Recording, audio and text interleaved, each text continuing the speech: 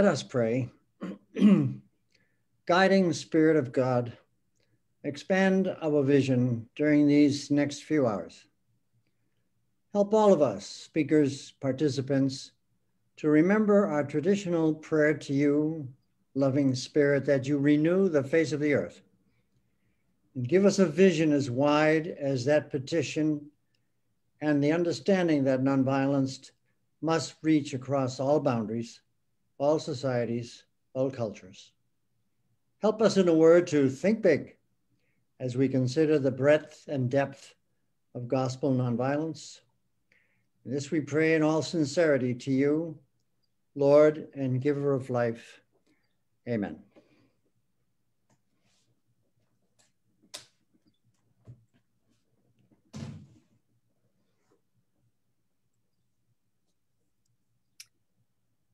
Thank you very much, Father Joe, for that lovely opening prayer. As you all know, this special session today is dedicated specifically to the Catholic Nonviolence Initiative. We hope it's a time to learn more about this project and Pax Christi's commitment to nonviolence and promoting nonviolence in all of the myriad ways it can be promoted.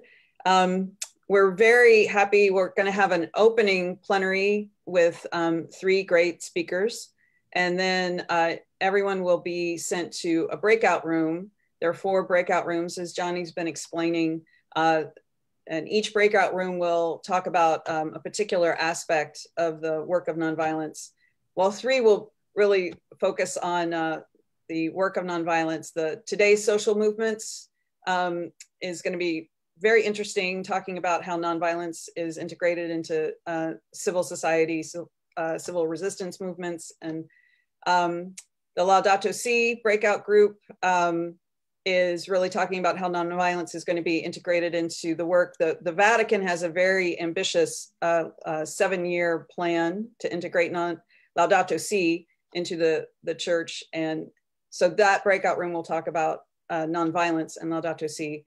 And then another breakout group is on the very critical just peace ethic and how that needs to be more deeply understood and integrated into our policies and programs. And then the 4th, I and Sister Mary Tiernan are going to talk about just the history of CNI and how it came to be and what our goals are and plans for the future. So, to begin today, our opening plenary session, I'm just going to introduce our 3 speakers, and then we'll just get started. And I really hope that this can just be a good conversation with some old friends. The three speakers are 3 folks who I've known for quite a long time. And in my head, the 4 of us are sitting around at the national conference, maybe on a patio and having a beverage and having a good conversation, because that's what would happen if we were physically together. So I'm going to start with introducing Marie Dennis. And I do think that she might have, there's no need to introduce Marie. I think everyone knows Marie. I have been privileged to have worked very closely with Marie for a long, long time. She was the director of the Mary Knoll Office for Global Concerns for many years. She has years of experience as an activist and a thinker and a strategist in Catholic peacemaking. She was co-president of Pax Christi International for many years and now serves as the senior advisor for Pax Christi International. She's on the executive committee of the Catholic Nonviolence Initiative. She's written many books, many articles. She's sought after as a speaker, and she's speaking to us about a mile away from me. She's at the Assisi community here in Washington, DC. So welcome, Marie. And I'm going to introduce Dan Moriarty. Dan is the Sustainable Pathways for Peace Coordinator for the Mary Knoll Office for Global Concerns. He has a master's degree in international peace studies from the Kroc Institute at Notre Dame. And he spent about 17 years in Bolivia as a Mary Knoll lay missioner. Well, he was a lay missioner, and then he was a staff person. He directed the volunteer and immersion program in Cochabamba. He's known Marie a long time, about as long as I have, since his first orientation program with Mary Knoll in the mid-90s. And he met Jeanette, our third speaker, between stints in Bolivia.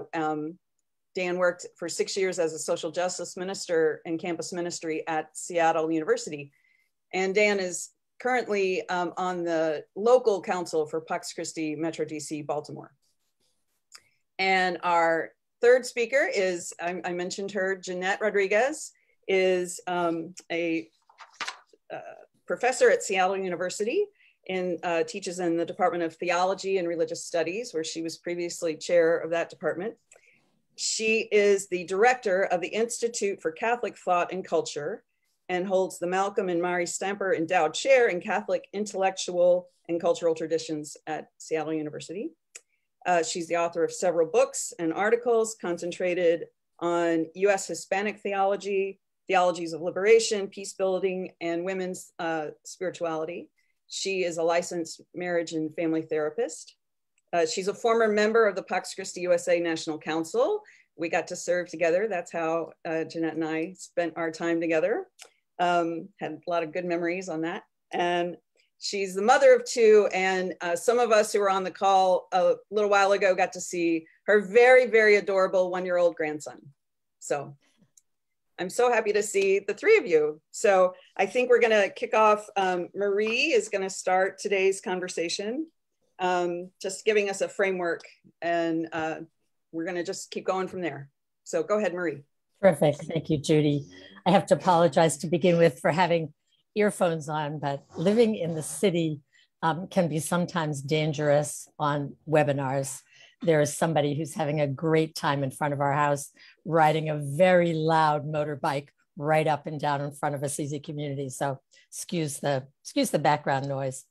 So for over 75 years, Pax Christi International members around the world, including many who have lived in extremely dangerous situations, have nurtured a deep commitment to active nonviolence.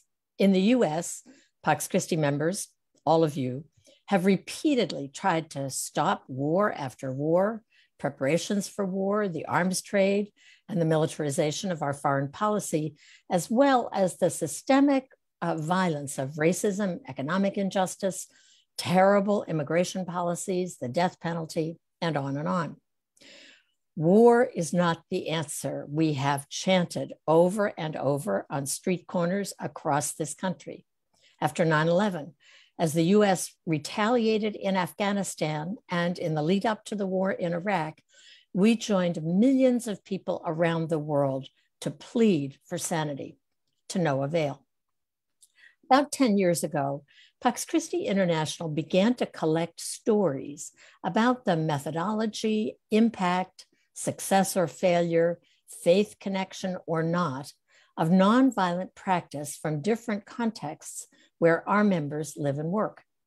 We began to see amazing creativity, wisdom, and frequently the effectiveness of nonviolent strategies, despite the fact that nonviolent options were often dismissed as passive, even irresponsible in the, quote, real world, and were almost always under-resourced. Just look at the US budget for, look at our priorities.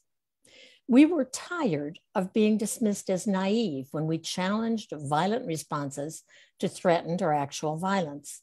And we began to ask, literally, where we might have access to enough reach and power to have an impact. How could we contribute to the desperately needed paradigm shift from an increasingly entrenched global culture of violence to a culture of just peace and nonviolence? In many ways, I think it is this huge need for a paradigm shift, a new stage on which to enact the Earth community drama that requires a clear line in the sand provided by a commitment to nonviolence. As a Catholic organization, we decided to explore how the Catholic Church, with its membership of 1.3 billion people around the world, might contribute to a deeper understanding of and commitment to nonviolence. Given that nonviolence is rooted in the words and witness of Jesus, would the church turn its tremendous institutional capacity to promoting active nonviolence in a very violent world? So you all know this story.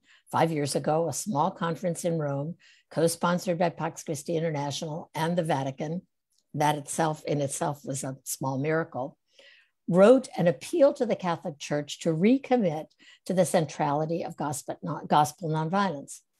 Inspired by the stories of courageous people from around the world, like so many of you, who were effectively living nonviolence and applying nonviolent strategies in very difficult situations.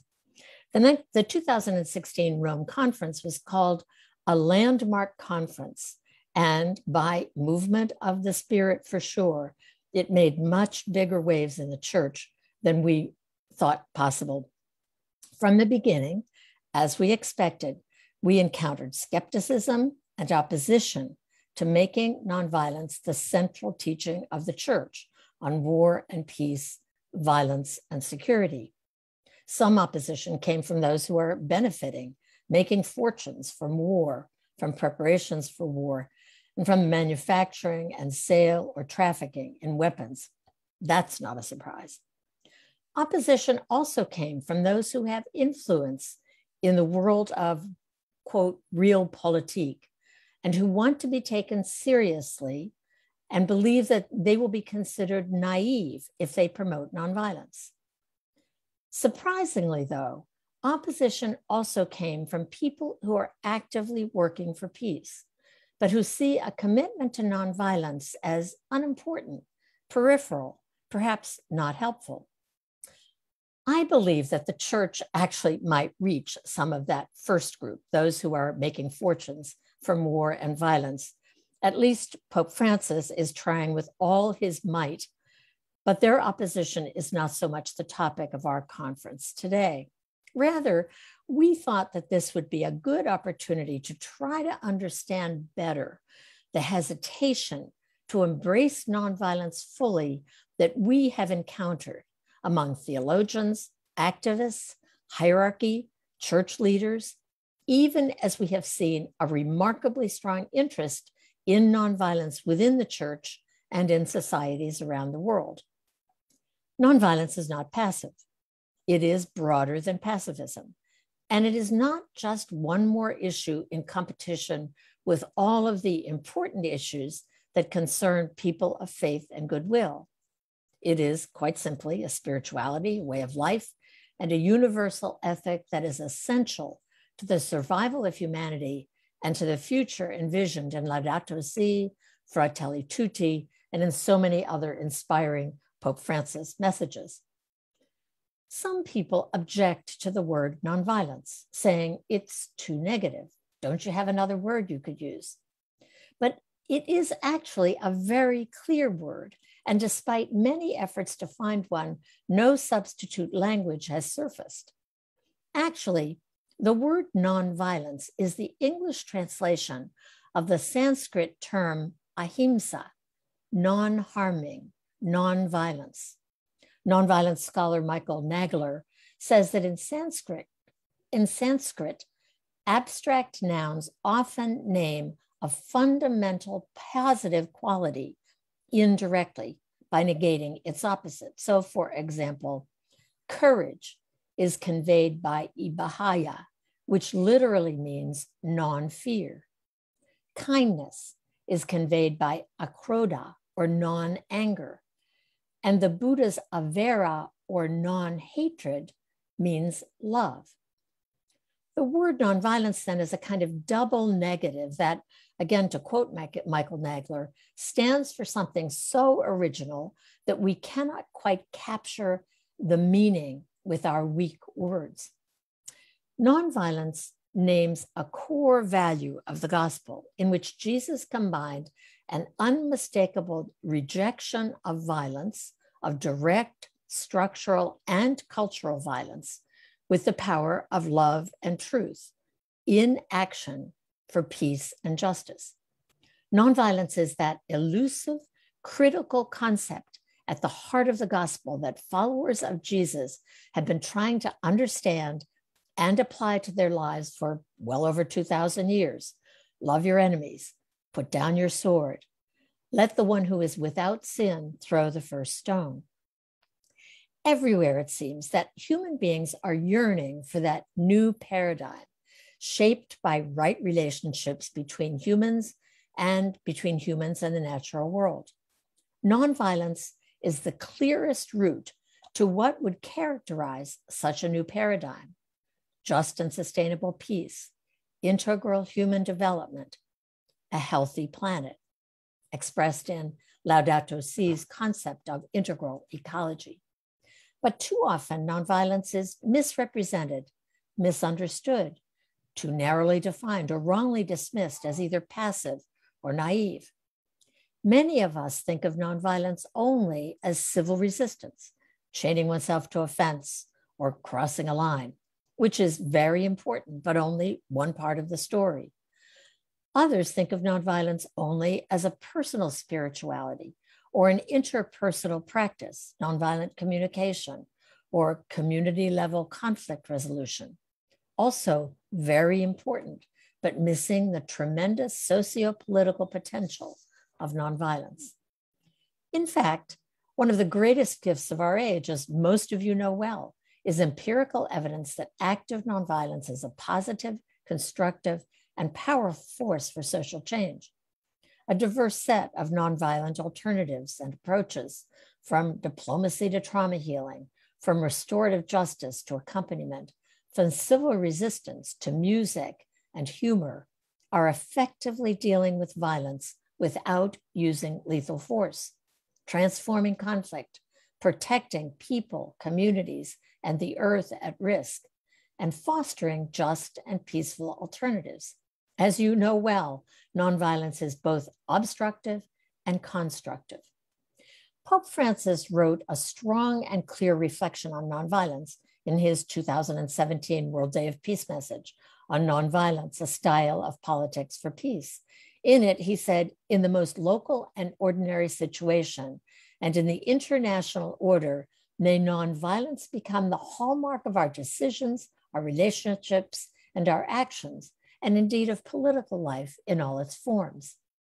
During the November 2017 Vatican Conference on Nuclear Disarmament, Bishop McElroy from San Diego said, "The Church is in the midst of a fundamental reappraisal of how to balance the Christian obligation to nonviolence with the need to resist evil in the world.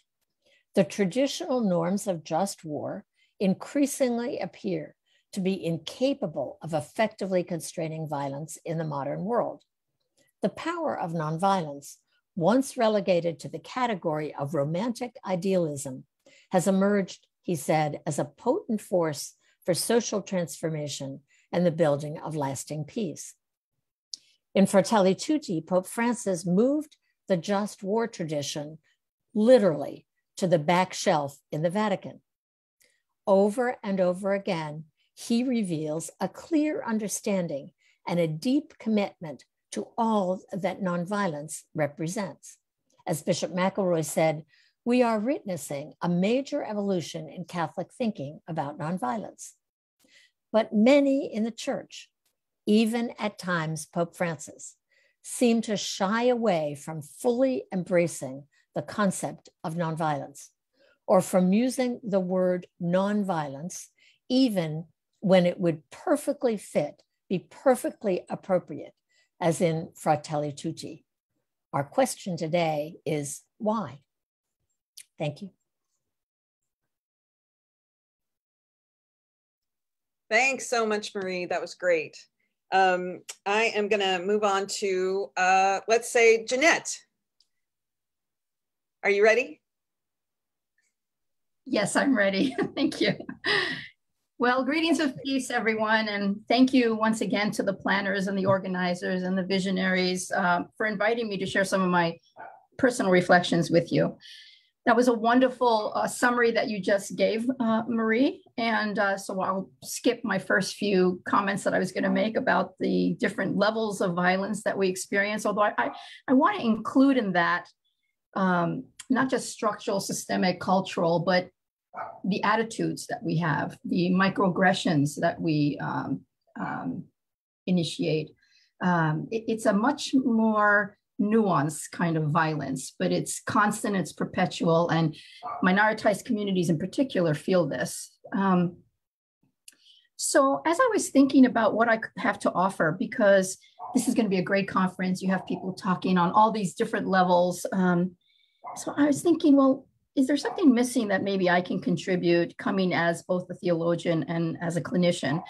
And one of the things that has come to me is I sort of think, and I wonder if any of you ever wonder, you know, we have our Jesus, we have Gandhi, we have Nelson Mandela, we have Dorothy Day, and we can go on and on and on and on, and we still don't have peace, right? So is there something missing? Is there something we should be looking at? I know for myself that I tend to get haunted by James Baldwin's statement that it's hard for me to hear what you're saying because I see what you're doing. And so how do we move closer to being more aligned with what we say and what we do?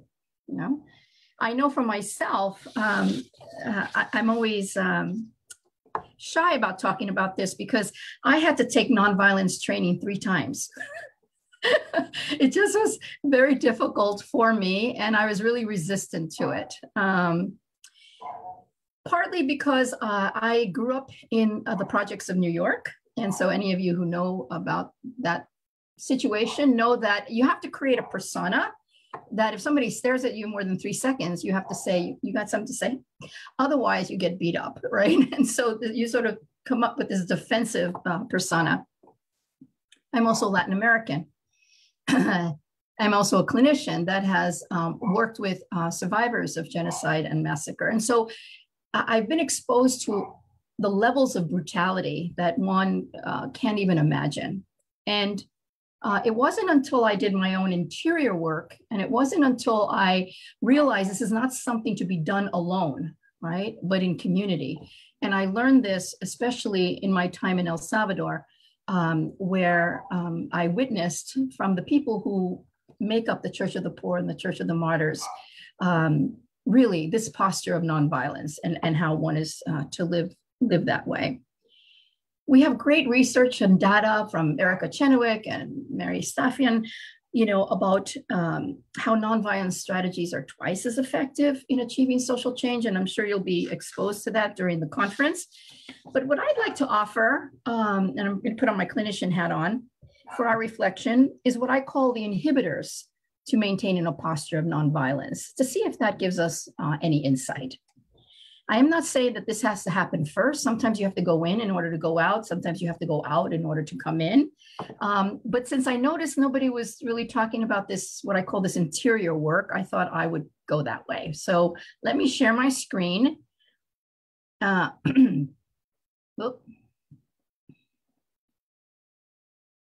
find my inhibitors. So can everyone see the screen? Yes? Okay, thank you. So here's a couple of questions. I don't have any answers. I'm just raising the questions. But how do we fill those empty places within ourselves? Right? Think, and the mystics have talked about this in the language of attachments. Today we talk about addictions, right? Whether they be to people, to places, to things, whether you're stuck physically, emotionally, psychologically, spiritually. You can even be addicted to being right. You ever wonder sometimes how you meet people who kind of jump on their white horse and they leave dead bodies on the side, right? So for me, that's a choque, as we say in Spanish. It's a clash. It's a well, I don't know how to say choque. Dan, how do you say choque in English? Yeah, clash. Clash is pretty good. It's more effective in Spanish. Yeah, I know. Most things are, but we won't go there. Okay. Yeah. So I just want to give you, I know, I don't even know how much time I have, just a second or two. How do we fill those empty places? And do we even allow ourselves to feel those empty places, right? Or do we fill it up with, again, anger, righteousness, being right, whatever? Another area that I look at is when I encounter people who have difficulty maintaining this posture of nonviolence is I wonder if they're searching for those areas. Are they searching for those areas that will give them deep satisfaction and joy? A lot of times, people's unrealized dreams or thwarted potentials, right? Due to, I believe, the violence in structures and systems, right, impact how one responds to that. A lot of times I ask our own students, I say, if you could be doing anything in life that you wanted to and you were guaranteed not to fail, what would you be doing? And we start from there, right?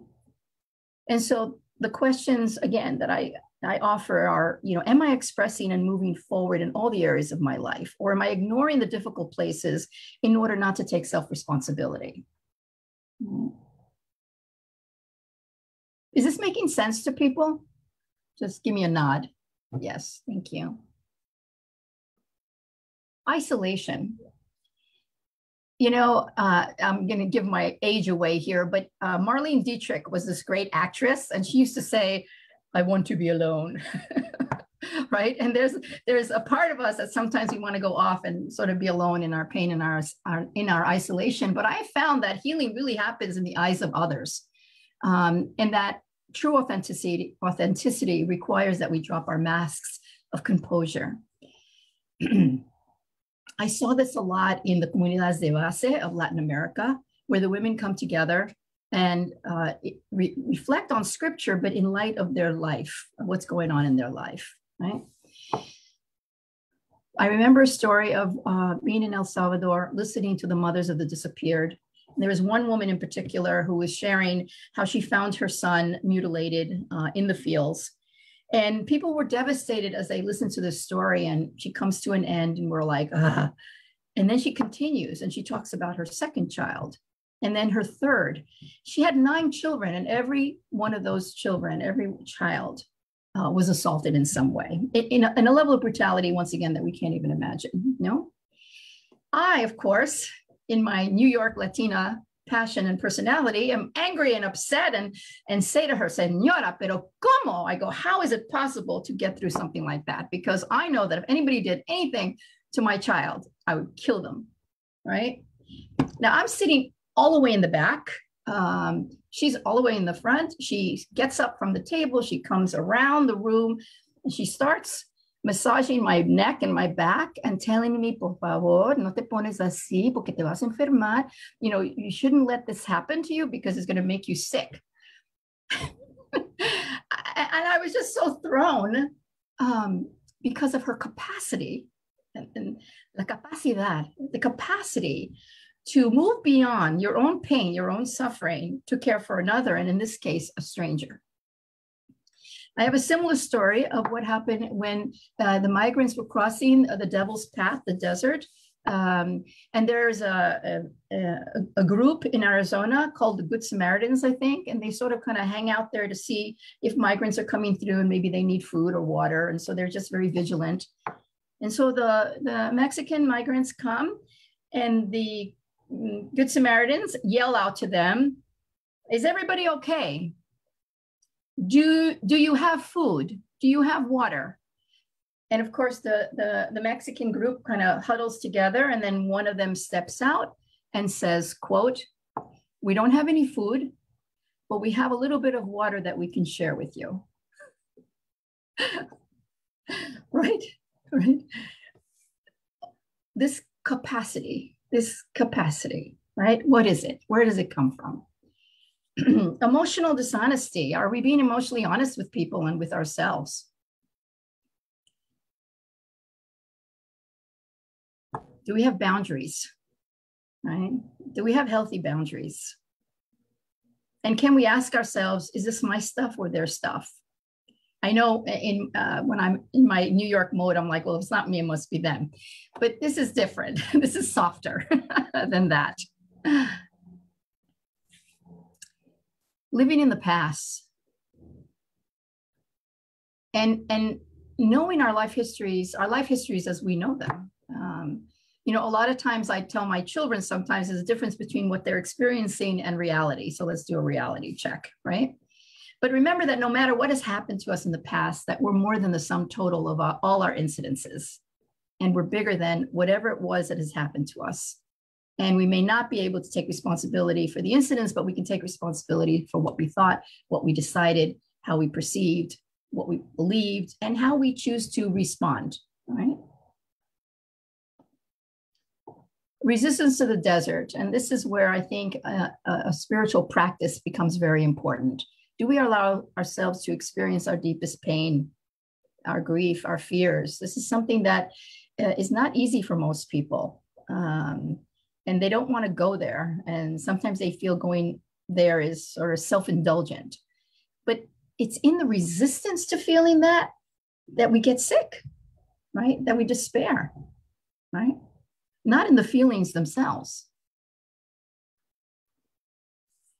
The unwillingness or inability to examine our part of the conflict, right? The more responsibility that we take, the more confident and empowered I think one becomes. And this is something that I say to couples when I do therapy a lot. Do you want to be right or do you want to be in a relationship? Right?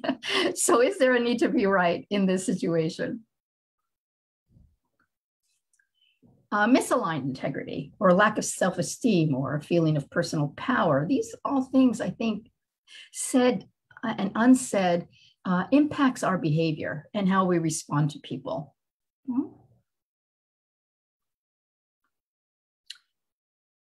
Spiritual immaturity. I think it's important to understand the difference between religion and spirituality. Quite frankly, sometimes it's very difficult to remain in the institutional church. I weep when I come to these congregations because I feel like they're asking for bread and they're getting stoned. So they're hearing the right words, the right language, but then you see the interaction and it just doesn't align, right, with what they're saying. Nor are they inclusive. So my question is, how big is your God, right?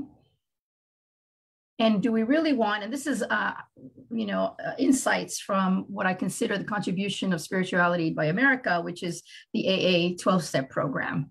We're not seeking perfection, but progress, right? What is it that they say? People who are religious are afraid to go to hell, and people with spirituality have been there, right? And then finally, some signs of a spiritual awakening. This is how you know you're sort of on an integrated path, right? A tendency to think and act spontaneously rather than out of past fears. The ability to enjoy each moment. So there's joy. There's nothing worse than hearing someone preach the gospel who has this aura of anger, right? Or this aura of no sé qué. Anyway. A loss of interest in judging people or judging yourself, right? A loss of interest in interpreting the actions of others, right? A loss of ability to worry. A sense of content, right? And connectedness with others, and an increased tendency to let things happen rather than make them happen. And again, that's nuanced because I also believe in action, et cetera, et cetera. Frequent attacks of smiling and frequent overwhelming episodes of appreciation. And finally, I just want to share something from Mark Twain where he said, anger is an asset that can do more harm to the vessel in which it is stored than to anything on which it is poured. And I actually say that for myself because I know that in my youth, I was very angry. Right. And I know how important it is to do our work and to have a spiritual practice and to do this in community, I think, to enhance and make possible this posture of nonviolence that we're talking about. Thank you.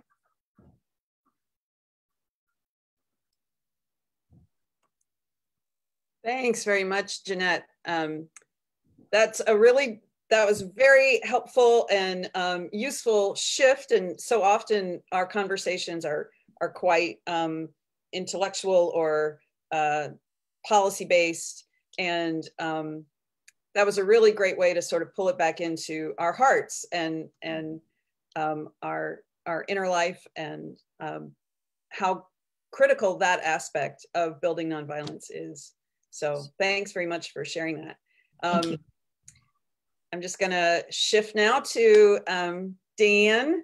And Dan has a lot of experience with policy making, and he's going to share a bit about how nonviolence can be integrated into policy work in all its ways. So take it away.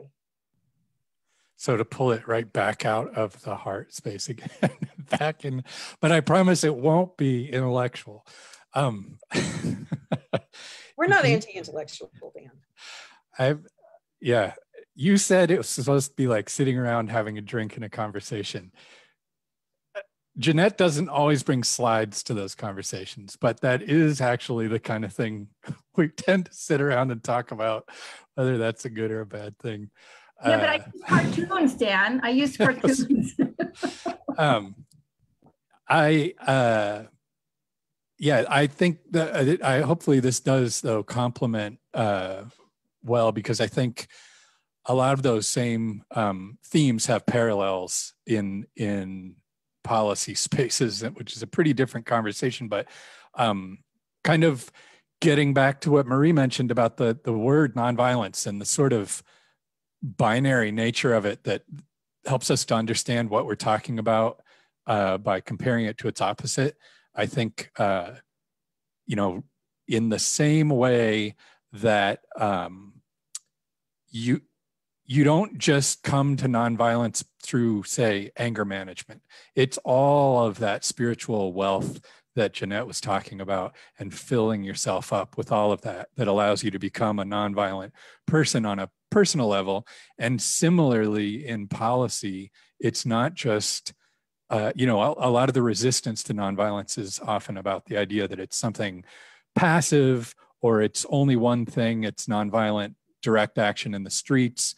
And so we're helping, hopefully, as the Catholic Nonviolence Initiative, helping both Catholic leaders and policymakers understand nonviolence in a much more ample sense. So I do think that there's a parallel there. So that's one of the areas that we've been working on, is we work with bishops and theologians and educators and pastoral workers in the church. We've also been looking at people like the Maryknoll office I work in that work in advocacy, and how we can better explain what we're talking about to policymakers. And I think part of the resistance we meet there is just that they think when we talk about nonviolence, that this is something activists use to advocate for policies. So we're asking for a certain policy, and we're in the streets using nonviolence, but we're trying to help people understand how actual policies can advance nonviolence. And they do that in a variety of ways. So we've actually on the global scale with Pax Christi International, we've been working on a tool for that called a Policymakers Tool for Effective Nonviolent Strategies for Sustainable Peace. And so this will be a little booklet that we'll be launching. I'm giving a pitch for a pitch, but later you'll be hearing about the Catholic Nonviolence Days of Action, and we'll be launching this as part of that later in the year. But it's really a helpful little booklet to help policymakers understand what we're talking about. We outline examples of policies that policymakers can think about in terms of how they advance nonviolence. And some of those empower more traditional nonviolent action. For example, funding and utilizing unarmed civilian protection instead of military intervention in conflict areas. So there are tools that civil society organizations like the Nonviolent Peace Force have developed to use unarmed civilians trained in an area to mitigate a conflict, a violent conflict, and it's actually effective. So helping them understand that and fund those initiatives and use them. But then some of the policies are more about stopping violence, state violence. So disarmament, for example, nuclear disarmament, stopping drone strikes, et cetera. So like, again, that dualism. I think in the prophetic tradition, we talk about announcing and denouncing. And I think that there's a parallel to that in that there's a plus minus aspect. We want policies that build sustainable peace, and we want to stop policies that actually do violence or utilize violence or undermine sustainable peace in more subtle ways. I think Marie said nonviolence is obstructive and constructive, and so we want to tend to both of those. And so one of the things, and it'll be one of the breakout sessions, so some of you will be hearing more about it, but I think in the chat, somebody put the link to the website for the Catholic Nonviolence Initiative, and it's nonviolencejustpeace.org, or is it .net? .net, but .net, got it right. And that just peace part is really important to making nonviolence practical in this way. So just peace, in its most basic, is this idea of positive peace. And I think, or shalom, or peace with justice, not a negative peace that's just the absence of violent conflict, but a positive peace where people have all the things they need to thrive physically, but also in the ways that Jeanette was talking about. And so that's helpful. Just that concept helps overcome, I think, some of the resistance to nonviolence as just passive. It's building up peace that is really sustainable. But there's also described in the book something bigger, which is a just peace ethic, which has been developed there. If you go to the website, there are whole books about it that and articles describing it, but it's a whole ethic, a whole way of thinking about just peace in a practical sense, so that for policymakers, there are uses in other areas, but for policymakers, it allows them to consider any policy in terms of nonviolence, because ideally a policy will advance just peace, but at a minimum, it will not undermine any aspect of just peace. And it really breaks that down into different areas. So I think with tools like that, we're helping people to kind of see the whole constellation of nonviolent policies and policies that advance nonviolence. And the just peace idea helps them see how they're all connected, how these policies that might not look like how people imagine nonviolence actually do advance nonviolence. I think it's kind of a unifying and practical concept. So hopefully that's one of the ways that we're helping address the resistance to this idea of nonviolence, both in the church and in our advocacy work in talking to people in the wider world, and particularly the policymaker sphere. So yeah, we can talk more about how all these things are interrelated, but I think that's, we've just been thinking a lot about how we continue to overcome resistance to the idea of nonviolence, because it is so essential and we want it to be applied so widely. And so that's our little corner in the policymaking world. Many thanks, Dan. Just so folks know, there will be an online event probably the last week of September. The date hasn't been selected yet. It will be the week of September 27th, and we'll have an online launch of this policymaker guide that Dan has been referring to. So Dan and Marie and several other folks who are in this on this call have all been working for months to pull this document together. I did want to take a chance just to raise up for I think almost everybody here is in the United States, I'm not sure, in light of an example of a policy related to nonviolence is the Peace Tax Fund. And I think maybe a lot of folks have supported this in the past. Our friend Malachi McBride, who lives around here in the DC, Baltimore area, works with the Peace Tax Fund project. And Representative Jim McGovern is the co-sponsor or the sponsor of it, and it is HR 4529. It was reintroduced last week, so they are looking for support for that. And this is a bill that would allow taxpayers in the United States to redirect their taxes toward non-military use. So I think that would be something that many people in Pax Christi would appreciate. It is HR 4529. So right there. And we got a little cameo by Isaac for a split second. So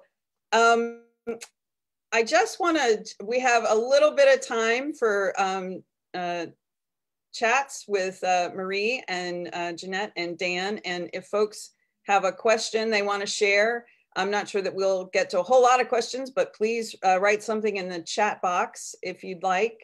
I would just like to raise up, I just think it's so interesting how we've had the spread from the internal work that needs to get done to the UN policies that have to be made. So, and Marie, remind me, you phrased something once, you have phrased violence as being ultimately, it's articulated as a power imbalance.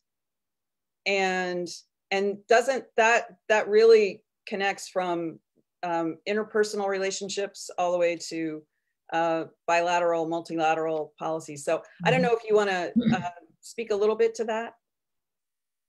No, I think you said it very well. I think violence does reflect a power imbalance, and I think that often we don't label as many things as violence that are actually expressions of violence. And I think racism is a really good example of that. I mean, it is prejudice wedded to power. And it is a virulent form of violence, but we often talk about racism as though somehow it were not a form of violence. I think you can sort of look at all of the spectrum of power over relationships, whether they are economic relationships or interpersonal relationships. I think, sadly, when we look at the tragic and infuriating history of abuse in the Catholic Church and in the Boy Scouts and in so many other places, that is a form of terrible violence, and it is an expression of a complete power imbalance where a relationship is built on the abuse of power and is consequently extremely violent.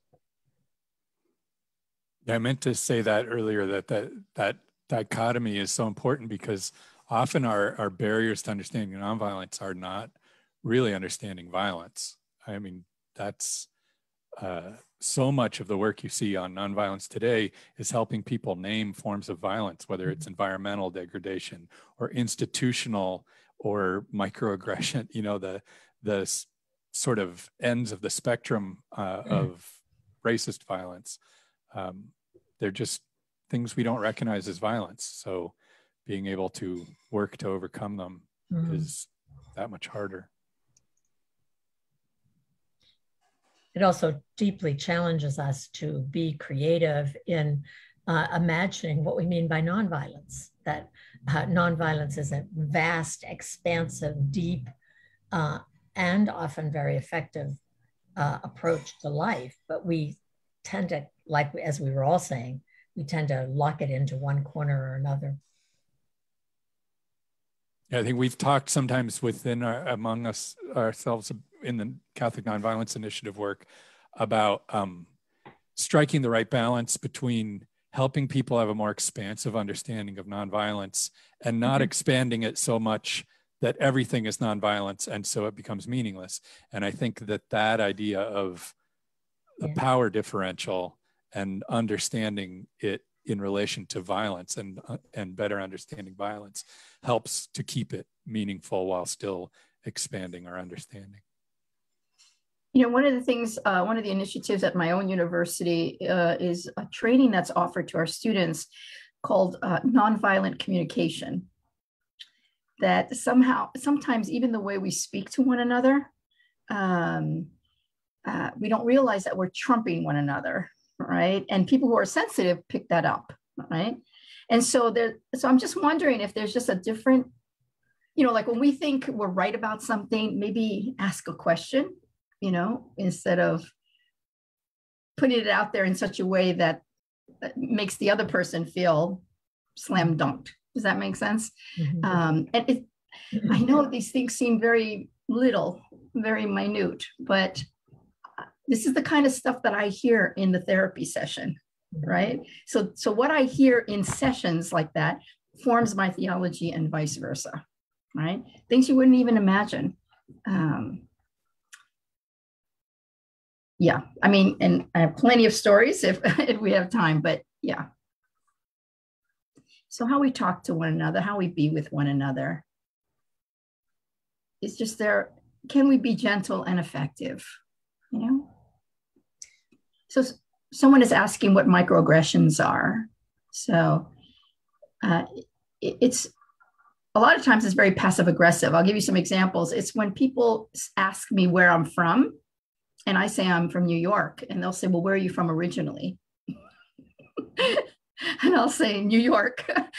And it's almost like they want to make me a foreigner, right? Or because I'm a fair-skinned Latina, they want to know which one of my parents is white, and I have to tell them neither, you know. Or your credit to your race. Those kind of comments, right, are microaggressions, right? Or feeling like if I do anything wrong, it reflects back on my community, right? Not just me. Or my favorite, when we're hiring someone at the university and there's a person of color who applies, the discussion always goes to, now we don't want to lower our standards, right? I'm like, how come we don't say that when there's a Euro-American applying, right? So it's those are sort of examples of what I mean by microaggressions.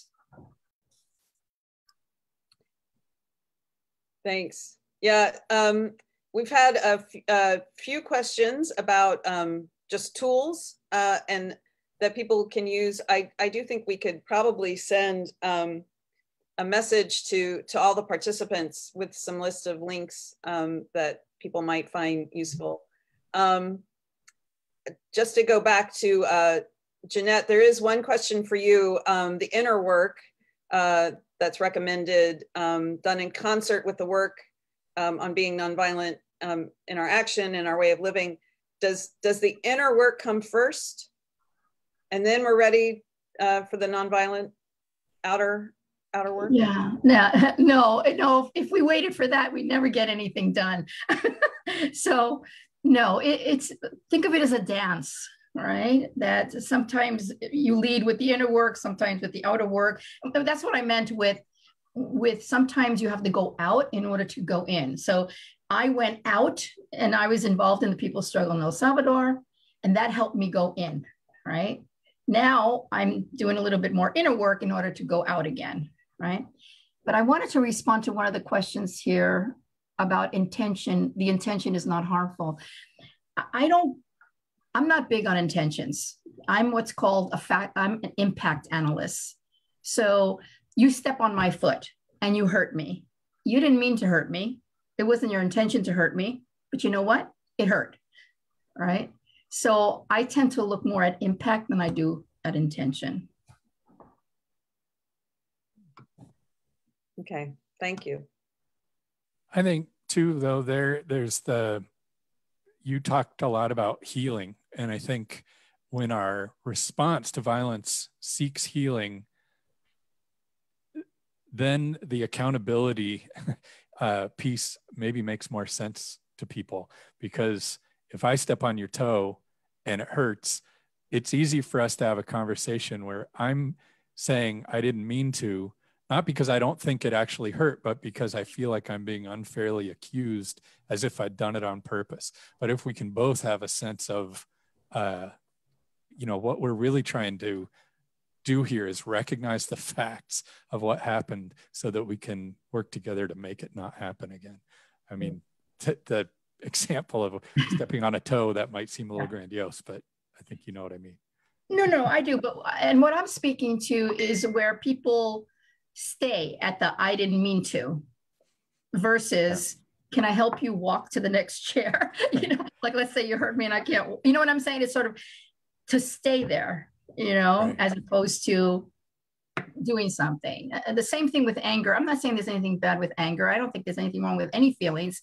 And I believe in defense mechanisms because I think they're there to protect you. But using anger as an energy to move forward in a good way, in a positive way, in a constructive way is good. I'm not telling people not to get angry. I like to think that my anger got me out of the projects, right? But I didn't go beating anybody over the head with that anger, right? I'm going to just jump in. There's a great question, which I think this will be very interesting about Pope Francis and his, what we sort of see as his hesitancy. And so the question is for Marie, who doesn't actually have cappuccino with Pope Francis, so that would be, and Marie, in your perspective, is that his reflective of his core spirituality as an Argentinian, as a Jesuit, or do you think he's actually being strategic and having a pastoral instinct? So what do you think's going on there? That's a great question. In fact, and that's really sort of the kernel of this entire project. Right. So. That's the question we're asking all of you. If you could answer that, would be really helpful. But I think where I am on it is that, so when I look at Fratelli Tutti, for example, Fratelli Tutti is a beautiful document about human interaction. It is all about nonviolence. And I actually believe that Pope Francis or whoever helped him with the editing did a word search and took out every time nonviolence showed up in that document. And I've been trying to figure out why. Now, that's my own imagination out of control. My belief is that it's a pretty thoughtful strategy for creating space for people to be able to hear what he's saying before he sort of puts out an idea that is too much for people to absorb. Interestingly, though, he did the World Day of Peace message in 2017 that was a great short document on nonviolence. It was really strong, clear, pretty dynamic.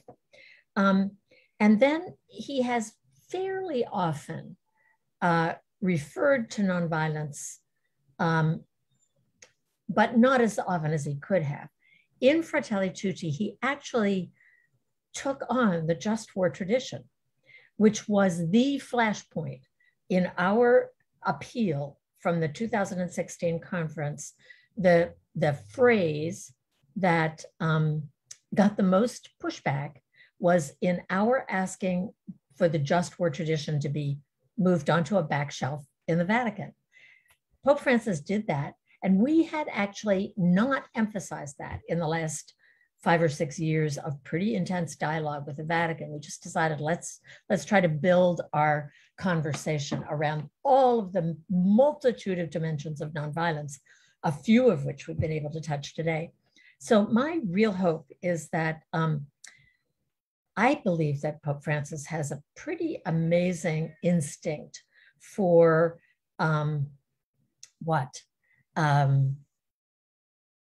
approaching difficult topics, using symbolism, using routes that are less than direct, and sort of trying to create space for people to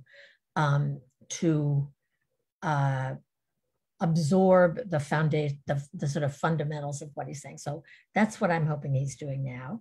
And we are still asking for an encyclical on nonviolence because we believe that there is a huge, rich teaching that could be shared in such a document, and that it would, in many ways, complete the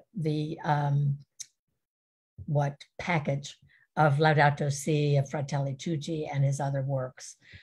So I'm hoping that his holding back on using the language of nonviolence too much is a way to open the door for more people to hear what he's saying and be ready for the encyclical when it comes out, whenever that is.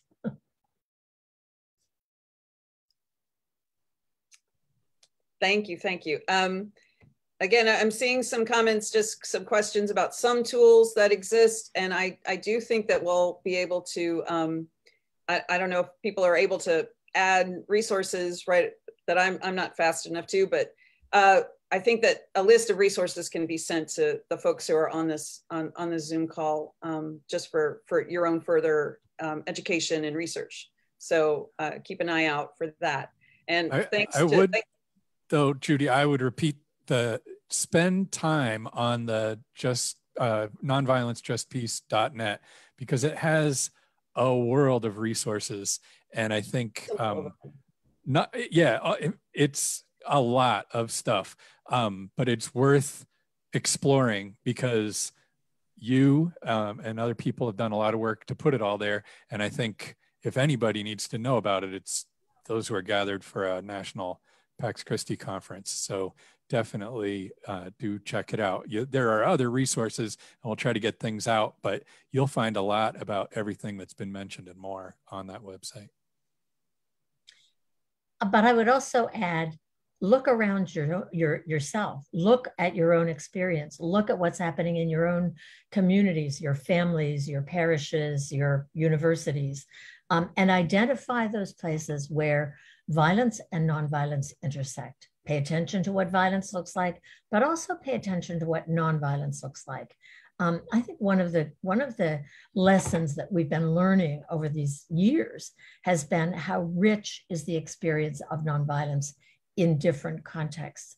And in different contexts, it looks very different. So let's learn from each other. Yeah. So that's good. Amy Echeverria is on our, she's on the CNI steering committee, and she reminds us that creation is a great wisdom teacher, available to everyone. So, and just as a little side note, we want to, Amy has been very involved with Care for Creation work. And I think a lot of folks know our friends at the former Global Catholic Climate Movement have renamed themselves. Now they are the Laudato Si movement. So we're happy for them, their new name, which more fully reflects the goals of the Laudato Si encyclical and the and very important work for Care for Creation. So I'm gonna, thank you, Dan Moriarty. So we just have a couple of minutes left. I guess I just want to thank again Marie and Jeanette and Dan for their time and sharing their wisdom. This effort to explain and promote nonviolence is it's a big haul. It is so great to have so many people on this call who have been willing to listen and think about this. And we know that we're all, as Jeanette really beautifully spoke about community, that this work has to be done together. And so we are so pleased to have you all with us on this walk. And we are trying to stay humble and learn as we go. There's new things to learn every day and new reminders. So I think, unless there's just a burning question, Johnny, is there anything you want to jump in and share? No, thanks so much, Judy, and the rest of the panelists. I guess we're going to go ahead and segue into the breakout rooms, and there's going to be about a 5 to 10 minute lag. So if people need to get up and go to, use the restroom or grab yourself something to drink or eat, that sounds great. I've got about 85 or so of the folks on the call in breakout rooms, but that still leaves about 20 to 30 that are not. So once I open the rooms, people will automatically go there who are assigned. Those who don't will stay here in the main session, and I'll just individually move you to a room if you haven't already told me where you want to be.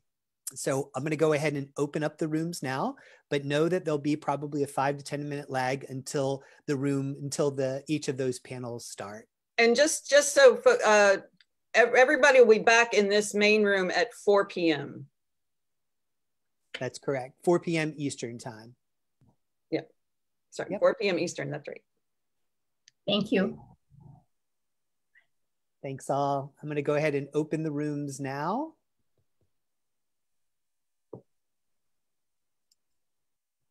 And people should be invited to join your breakout rooms now.